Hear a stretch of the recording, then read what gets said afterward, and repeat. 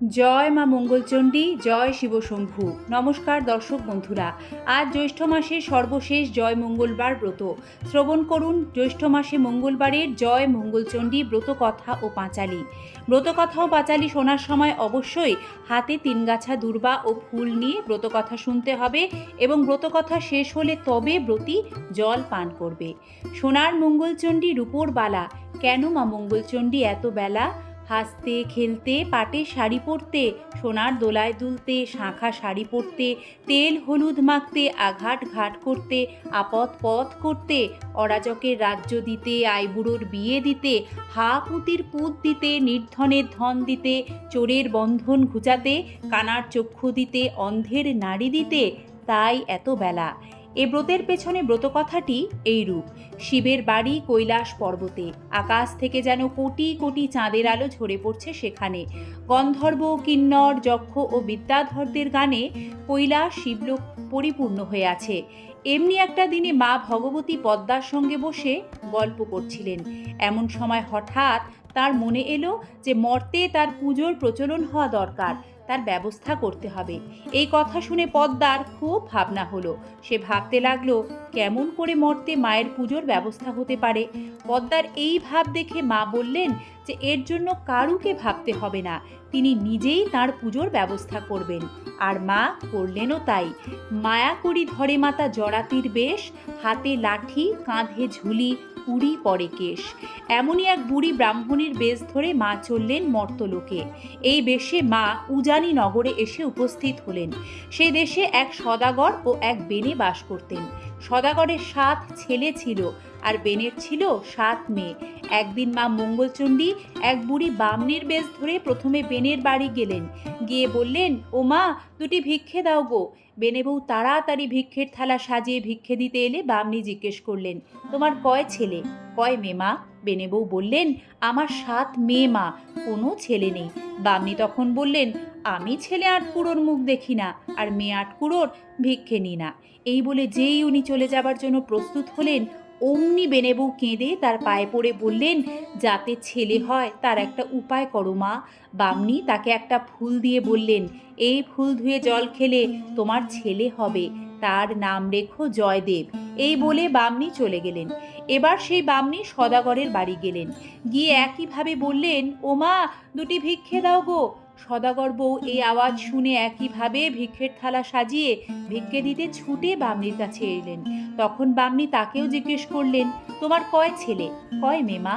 সদাগর বউ উত্তরে বললেন, আমার 7 ছেলে মা, কোনো মেয়ে নেই।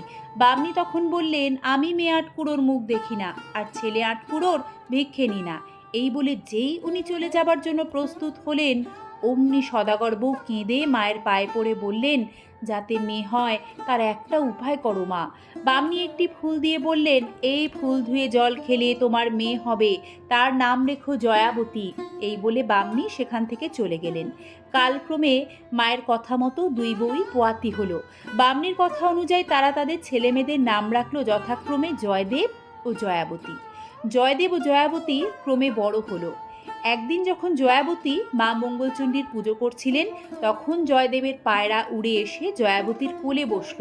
জয়দেব এসে তাকে বললেন, আমার পায়রা ধরেছ কেন, আমায় ফেরত দাও। জয়াবতী তাকে বললেন, আমি কেন ধরতে যাব, ও তো নিজেই এসে বসেছে আমার কোলে, আর আমি ওকে দেব না। জয়দেব রেগে গিয়ে তার পুজোর উপকরণের দিকে তাকিয়ে বললেন, যদি না দাও তাহলে সব কিন্তু আমি ফেলে দেব। এই কথা শুনে জয়াবতী ভয় পেয়ে বলল, এরম বলতে নেই, আমি মা মঙ্গলচণ্ডীর জয় মঙ্গলবার ব্রত করছি। জয়দেব শুনে জিজ্ঞেস করলো, এতে কি হয়? জয়াবতী উত্তর দিল, এ ব্রত করলে সে জলে ডোবে না, আগুনে পোড়ে না, খাঁড়ায় কাটে না, কিছু হারালে তা পেয়ে যায়, মরে গেলে বেঁচে যায়, দেশের রাজা মরলে সে রাজা হয়ে যায়। এই কথা বলার পর তিনি জয়দেবকে তার পায়রা ফিরিয়ে দিলেন। জয়দেব তার বাড়িতে এসে দুঃখী মনে শুয়ে পড়লেন। তার মা তাকে জিজ্ঞেস করতে তিনি বললেন যে জয়াবতীর সাথে তার বিয়ে দিতে হবে। তার মা তাকে বললেন, এ আর এমন কথা কি, তোর বাবাকে বলে সব ঠিক করা যাবে। জয়দেবের বাবা জয়াবতীর বাবাকে অনেক উপহার পাঠিয়ে তাকে এই বিয়েতে রাজি করালেন। জ্যৈষ্ঠ মাসের একটি মঙ্গলবারেই তাদের বিয়ের দিন ঠিক হলো। বিয়ে হয়ে যাবার পর বাসর ঘরে যখন জয়দেব ঘুমের ভান করে শুয়েছিলেন, তখন জয়াবতী নিজের আঁচলের খুঁট খুলে গদ বের করে খেলো। জয়দেব আশ্চর্য হয়ে জিজ্ঞেস করলেন, এটা কেন করলে? জয়াবতী বললেন, আজ মা মঙ্গলচণ্ডীর পুজো কি না? ও পুজো করলে কি হয়? জয়দেব আবার জিজ্ঞেস করলেন। জয়াবতী বললেন, এ ব্রত করলে সে জলে ডোবে না, আগুনে পড়ে না, খাঁড়ায় কাটে না, কিছু হারালে তা পেয়ে যায়, মরে গেলে বেঁচে যায়, দেশের রাজা মরলে সে রাজা হয়ে যায়। বিয়ের আগেই তো তোমায় বলেছিলাম।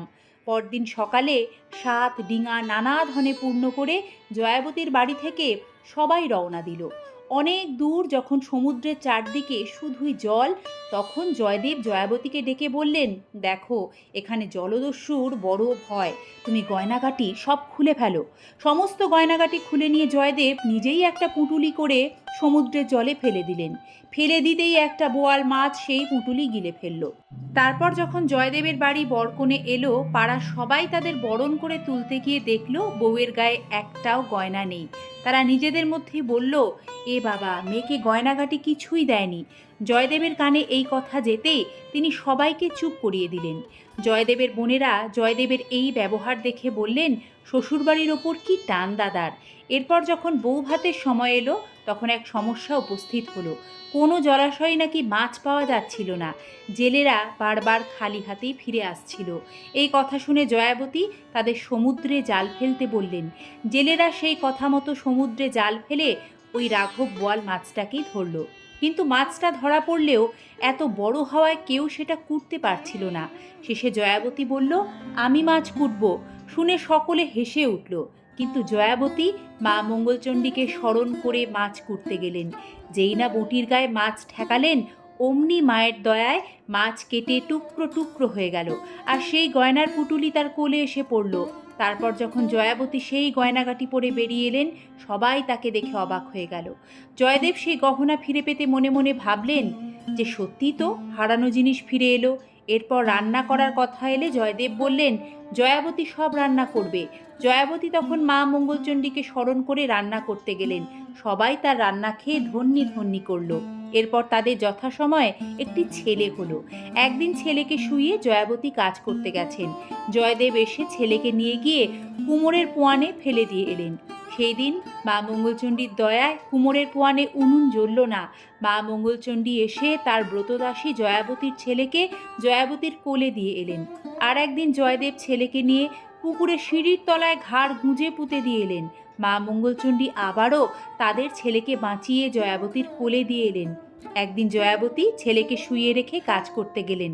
এসে দেখেন জয়দেব ছেলেকে একখানা কাটারি দিয়ে কাটতে যাচ্ছে।